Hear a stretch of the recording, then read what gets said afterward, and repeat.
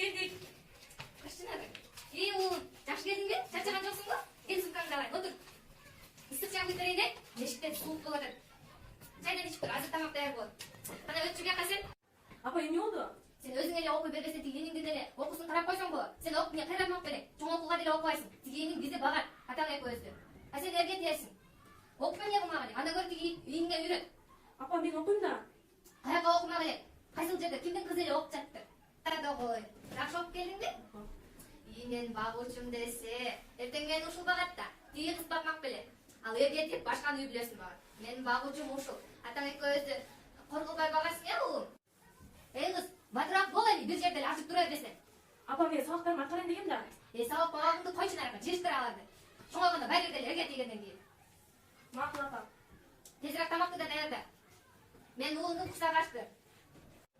Апам менен жан тиреген сыймыгым, апам менен асыл затым. Эй кыз, эмне эле кылып жатасың? Кайерден ал. Апа, Мен сага тиги иштерди кыл дебедимби беле? Элдин кыздары жүрөт, тытмалап эле үйүндө. Тиягын ачып, тиягын жасап, баардыгын эле мага чыгарган белге. Эртең сен да бир үй бүлөгө барып бүлө болосуң. Могул, калем кагаздардан эмне чыкмак эле?